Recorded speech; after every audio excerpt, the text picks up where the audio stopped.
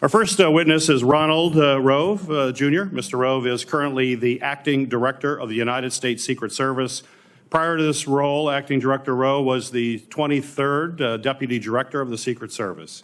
He has had a distinguished 25-year career in the Secret Service, from coordinating major security operations to collaborating with other government and law enforcement agencies.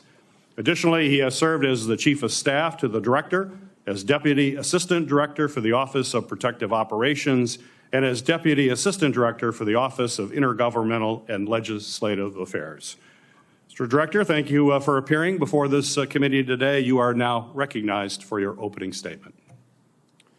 Good morning. Chairman Peters, Chairman Durbin, Ranking Member Paul, Ranking Member Graham, and distinguished members of the committees. Thank you for the opportunity to appear before you today. A critical part of the Secret Service mission is protecting our nation's current and former government leaders. The attempted assassination of former President Donald J. Trump on Saturday, July 13th, 2024, in Butler, Pennsylvania, was a failure on multiple levels. I join you and all Americans in condemning the horrific assault on former President Trump, Corey Comparator, James Copenhaver, and David Dutch. And I extend my deepest sympathies to the Comparator family and my sincere wishes for Mr. Copenhaver and Mr. Dutch's continued recovery. Before I begin, though, I want to commend the heroic actions of the men and women of the United States Secret Service on July 13th.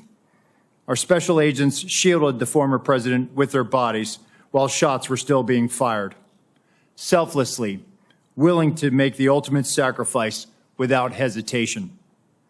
I am extremely proud of these actions and those taken by the counter-sniper team to neutralize the threat that prevented further loss of life. And I applaud the actions of our tactical teams that responded so quickly. I would also like to express my gratitude to our federal, state, and local partners.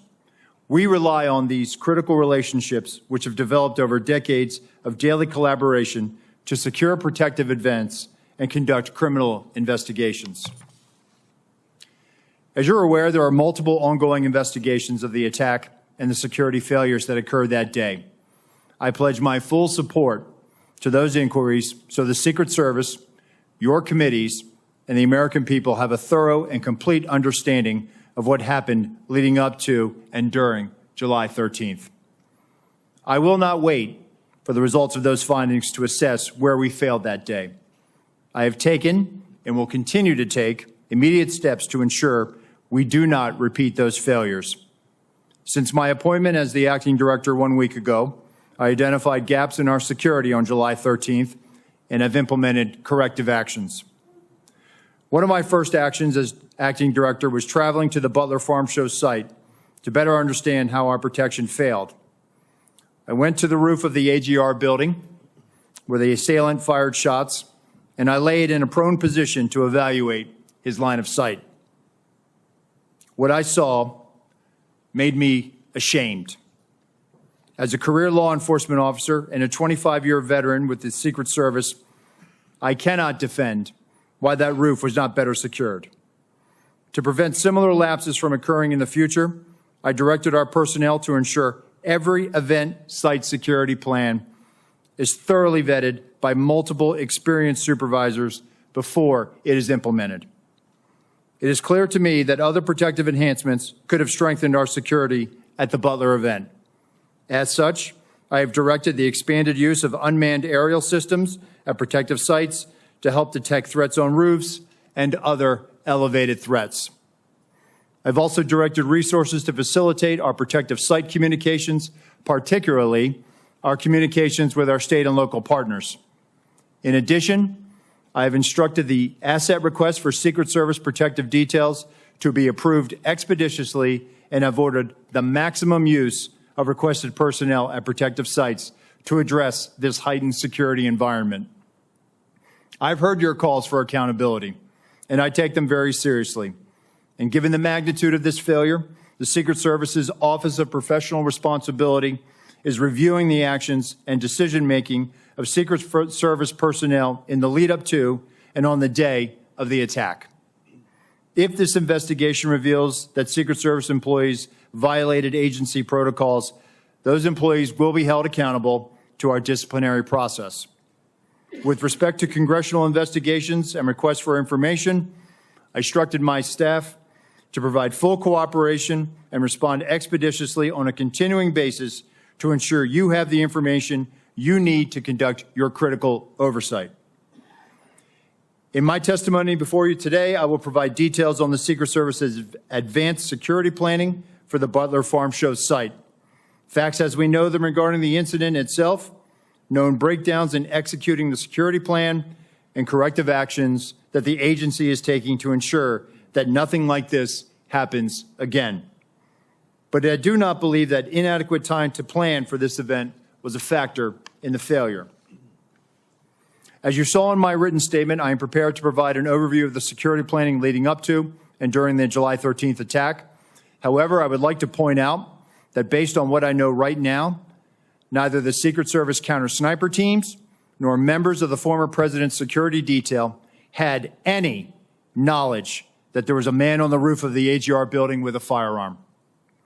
It is my understanding those personnel were not aware the assailant had a firearm until they heard gunshots. Prior to that, they were operating with the knowledge that local law enforcement was working an issue of a suspicious individual prior to the shots being fired. I regret that information was not passed to Congress and the public sooner with greater frequency. And I fear this lack of information has given rise to multiple false and dangerous conspiracy theories about what took place that day. And I want to debunk these theories. Let me address one conspiracy directly. The Secret Service counter-sniper neutralized the assailant within seconds after the assailant fired his weapon.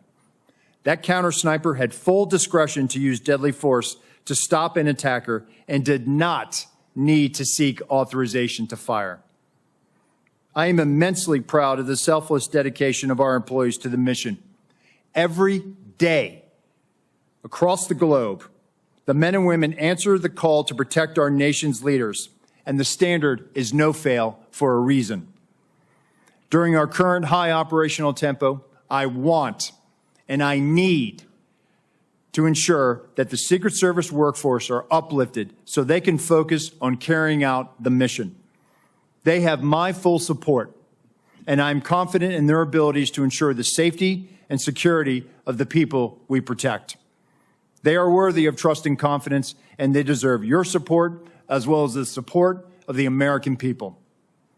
Chairman Peters, Chairman Durbin, Ranking Member Paul, Ranking Member Graham, and members of the committees, thank you for the opportunity to testify at this joint hearing. I will submit the remainder of my statement for the record, and I will answer your questions. Thank you, Mr. Rowe.